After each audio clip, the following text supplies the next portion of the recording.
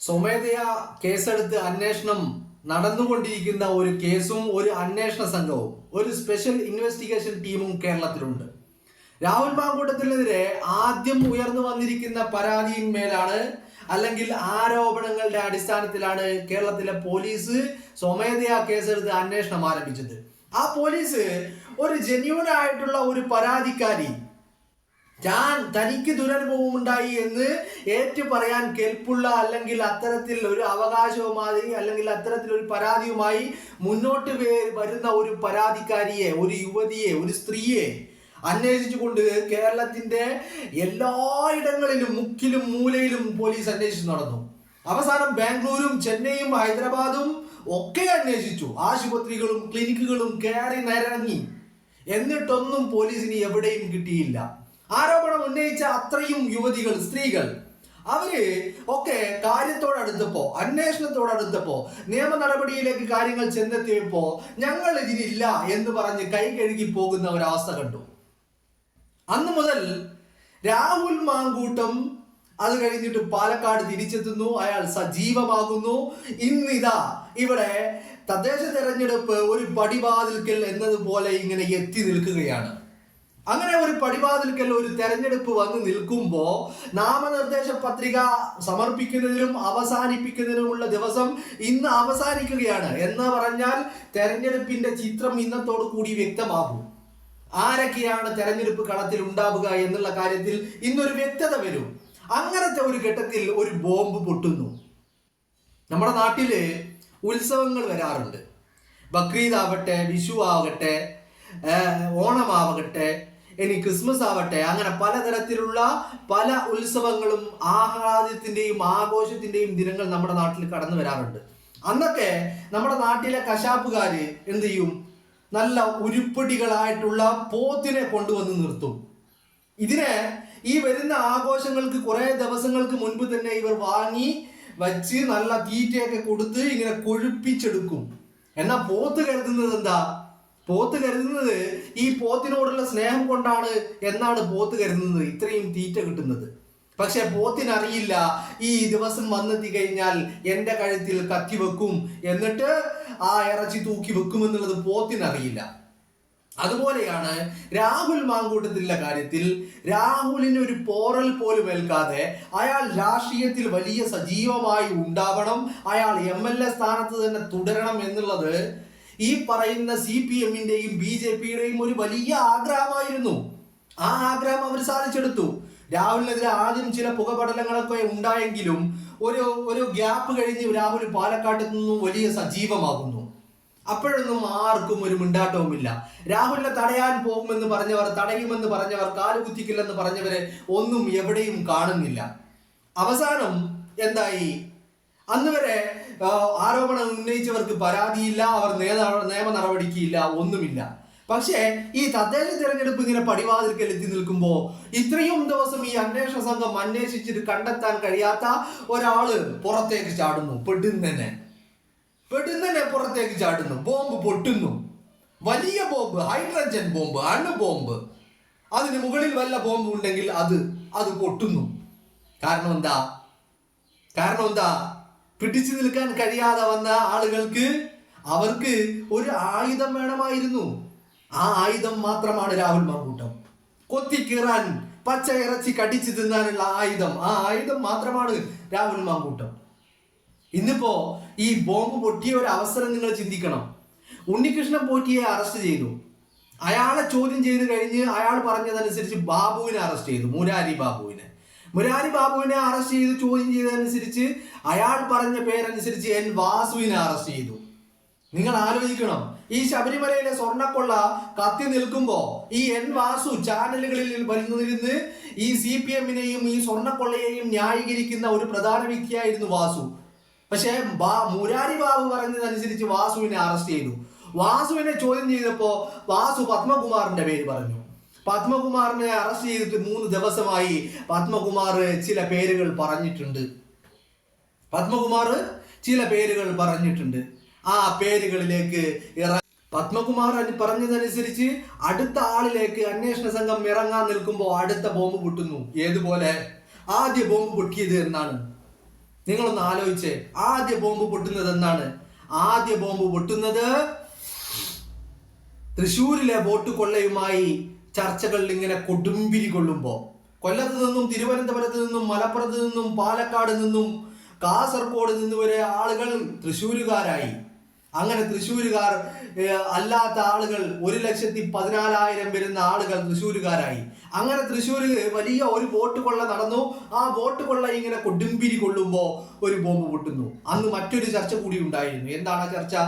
അന്ന് ചർച്ച M V Govindan, പാർട്ടിയുടെ സംസ്ഥാന സെക്രട്ടറി ആയിട്ടുള്ള എം വി ഗോവിന്ദന്റെ മകന്റെ അവിഹിതമായ സ്വത്ത് സമ്പാദനമാണ്.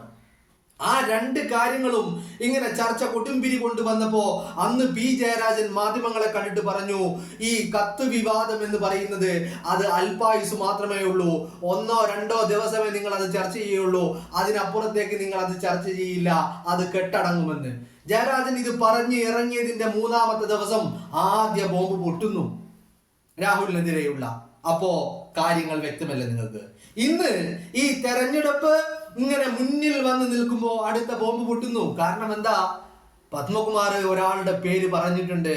ആ പേര് കുറച്ച് അപകടം പിടിച്ച പേരാണ്. ആ പേരിലേക്ക് അന്വേഷണ സംഘം എത്തിക്കഴിഞ്ഞാൽ, ആ പേരുകാരനെ അറസ്റ്റ് ചെയ്ത് കഴിഞ്ഞാൽ, ആ വ്യക്തിയെ അന്വേഷണ സംഘം കൂട്ടിക്കൊണ്ടുപോയി ചോദ്യം ചെയ്ത് കഴിഞ്ഞാൽ അതിലും വലിയ കുഴപ്പം പിടിച്ച ഒരു തന്നെ പേരിലേക്ക് എത്തും. അങ്ങനെ പല പേരുകളും പുറത്തേക്ക് വരും. അപ്പോ അത് ഒരു ഭാഗത്ത് നടക്കും. ഈ ബോംബ് പൊട്ടിച്ചത് കൊണ്ട് അത് നടക്കില്ല എന്നല്ല, പക്ഷേ ആ ചർച്ച നടക്കില്ല. ഇപ്പോ ഗോവിന്ദന്റെ മകനെതിരെ ഉയർന്നിരിക്കുന്ന കത്ത്, ആ കത്ത് ഇപ്പൊ എവിടെ പോയി? അതിലെ ചർച്ചകൾ എവിടെ പോയി? തൃശ്ശൂരിൽ സുരേഷ് ഗോപി എങ്ങനെ ജയിച്ചു? അവിടെ എങ്ങനെ 1,14,000 വോട്ടുകൾ വന്നു? 75,000 വോട്ടിന്റെ ലീഡിനാണ് സുരേഷ് ഗോപി ജയിക്കുന്നത്. ആ തെരഞ്ഞെടുപ്പിൽ തൃശ്ശൂരിൽ കൂട്ടിച്ചേർത്തത് 1,14,000 വോട്ടുകളാണ്. കേരളത്തിലുള്ള ബാക്കിയുള്ള 20 മണ്ഡലങ്ങൾ, മൊത്തം 21 മണ്ഡലങ്ങൾ, പാർലമെന്റ് മണ്ഡലങ്ങൾ, അതിൽ 20 മണ്ഡലങ്ങളിലും ഇത്തരത്തിൽ 1,14,000 എന്ന ഫിഗറിലേക്ക് ഒരു മണ്ഡലത്തിലും വോട്ട് ചേർക്കപ്പെട്ടിട്ടില്ല. പക്ഷേ തൃശ്ശൂരിൽ 1,14,000 വോട്ട് ചേർക്കപ്പെട്ടു. ആ തെരഞ്ഞെടുപ്പിൽ സുരേഷ് ഗോപി 75,000 വോട്ടിന് ജയിക്കുന്നു. ആ ചർച്ച ഇങ്ങനെ പൊന്തി വരുമ്പോ ബോംബ് പൊട്ടുന്നു. ഗോവിന്ദന്റെ മകന്റെ അവിഹിത സ്വത്ത് സമ്പാദനവുമായി ചർച്ച പൊങ്ങി വരുമ്പോ ബോംബ് പൊട്ടുന്നു. ഇന്ന് തെരഞ്ഞെടുപ്പ് മുന്നിൽ കാണുന്നു. പത്മകുമാറിനെ അറസ്റ്റ് ചെയ്തു. പത്മകുമാർ ഒരു പേര് പറഞ്ഞതേ ഉള്ളൂ, ഉടനടി അടുത്ത ബോംബ് പൊട്ടുന്നു. അടുത്ത ബോംബ് ഉടനടി പൊട്ടുന്നു. നമ്മള് കുറച്ച് ദിവസം മുമ്പ് വേറൊരു വാർത്താ സമ്മേളനം കണ്ടായിരുന്നു. ആരാണത്? റിനി ആൻഡ് ജോർജ് ആണ്. റിനി ആൻഡ് ജോർജ് അതിന് മുമ്പ് ഒരു വാർത്താ സമ്മേളനം നടത്തി. അത് കഴിഞ്ഞിട്ട് മറ്റൊരു വാർത്താ സമ്മേളനം നടത്തി. 2ാമത്തെ വാർത്താ സമ്മേളനത്തിൽ റിനി പറഞ്ഞു, രാഹുലിനെ ഇങ്ങനെ വെള്ളപൂശി കൊണ്ടു നടക്കാനാണ് തീരുമാനമെങ്കിൽ ഞാൻ ഇനിയും ബോംബ് പൊട്ടിക്കുമെന്ന്. പക്ഷേ ഇന്ന് ബോംബ് റിനി പൊട്ടിച്ചില്ല. പക്ഷേ ഈ ബോംബ് കേരളത്തിലെ മാധ്യമങ്ങളുടെ കയ്യിൽ കൊടുത്തു. ബോംബ് പൊട്ടി എന്ന് കേൾക്കുമ്പോഴേക്കും ഇപ്പുറത്ത് നിന്ന് ജയരാജൻ കയറെടുക്കുന്നു, അപ്പുറത്ത് നിന്ന് കൃഷ്ണകുമാർ കയറെടുക്കുന്നു. അങ്ങനെ പലരും കയറെടുക്കുന്നു. കാള പറ്റെന്ന് കേട്ടപ്പോഴേക്കും കയറെടുക്കാൻ ഒരുപാട് ആളുകൾ നിരന്നു നിൽക്കുന്നുണ്ടായിരുന്നു. അവർ മൈക്ക് അവരുടെ മുന്നിലേക്ക് എത്തേണ്ട താമസം മാത്രമേ ഉണ്ടായുള്ളൂ. അപ്പൊ ചുരുക്കി പറഞ്ഞു കഴിഞ്ഞാല്, പത്മകുമാർ പറഞ്ഞ പേര്, ആ പേര് പുറത്തേക്ക് വരരുത്, അത് കേരളത്തിന്റെ കാതുകളിലേക്ക് എത്തരുത്. അതിനെ മറച്ചു പിടിക്കുന്ന ഒരു ചർച്ച വേണം. ആ ചർച്ചയ്ക്ക് ഏറ്റവും അനുയോജ്യം, ഇത്ര ചർച്ച ചെയ്യപ്പെട്ടാൽ ജനം കാതോർത്ത് കേൾക്കുന്ന പേര്, അത് രാഹുൽ മാങ്കൂട്ടത്തിന്റെ പേരാണ്. ആ പേരും ആ ചിത്രവും മുന്നിൽ നിർത്തിയാൽ ഏത് വലിയ ആടുബോംബിനെയും മറപിടിക്കാൻ കഴിയുമെന്നുള്ളത് ഇവർക്ക് വ്യക്തമാണ്. അതാണ് പത്മകുമാർ പറഞ്ഞ പേരിലേക്ക് എത്താതിരിക്കാൻ വേണ്ടിയാണ് ഇന്ന് രാഹുൽ മാങ്കൂട്ടത്തിനെതിരെ ഈ ബോംബ് പൊട്ടിയിരിക്കുന്നത്. അല്ലെ, നിങ്ങളൊന്ന് ആലോചിച്ച് നോക്ക്. ഈ പറയുന്ന സ്പെഷ്യൽ ഇൻവെസ്റ്റിഗേഷൻ ടീം, രാഹുലിനെതിരെ ഉയർന്നിരിക്കുന്ന ആരോപണങ്ങളെ അന്വേഷിക്കാൻ ഒരു സ്പെഷ്യൽ ഇൻവെസ്റ്റിഗേഷൻ ടീമുണ്ട്. ആ ടീം കേരളത്തിന്റെ മുക്കിലും മൂലയിലും കയറി നിറങ്ങിയിട്ടും ഒരു പരാതിക്കാരിയെ കണ്ടെത്താൻ കഴിഞ്ഞിട്ടില്ല. അവസാനം ഈ പറഞ്ഞ ആരോപണങ്ങൾക്ക് അടിസ്ഥാനമാക്കിയാണ് കേസ് അന്വേഷണം മുന്നോട്ട് പോയിക്കൊണ്ടിരുന്നത്. ഇന്ന് രാവിലെ വരെ, ഇന്ന് ഉച്ചക്ക് 1 മണി വരെ, ഇന്ന് രാവിലെ വരെ അതായിരുന്നു അവസ്ഥ. ഇന്നിപ്പോ നാമനിർദ്ദേശ പത്രിക പിൻവലിക്കാനും എല്ലാത്തിനുമുള്ള അവസാന തീയതിയും അതിന്റെ സമയവും കഴിയാൻ നേരത്തെ ഒരു ബോംബ് അങ്ങ് പൊട്ടിക്കുന്നു. ആ ബോംബ് ഈ തെരഞ്ഞെടുപ്പിനെ ലക്ഷ്യം വെച്ചിട്ടുള്ളതാണ്. ഇന്ന് വരെ പുറത്തു വരാത്ത ചാറ്റുകൾ ഇന്ന് പുറത്തു വരുന്നു. എവിടെ നിന്നാണ് ചാറ്റുകൾ? ഇനി മുൻപ് വന്ന ചാറ്റുകളെ കുറിച്ച് നമുക്കൊന്ന് പരിശോധിക്കാം. മുൻപ് പല ചാറ്റുകളും പല ഓഡിയോ ക്ലിപ്പുകളും പുറത്തു വന്നു. ആ ചാറ്റുകളും ഓഡിയോ ക്ലിപ്പുകളും ഈ പറയുന്ന അന്വേഷണ ഏജൻസി ഏറ്റെടുത്തോ? അവര് അതിനെ അടിസ്ഥാനപ്പെടുത്തിക്കൊണ്ട് അന്വേഷണം മുന്നോട്ട് കൊണ്ടുപോയോ?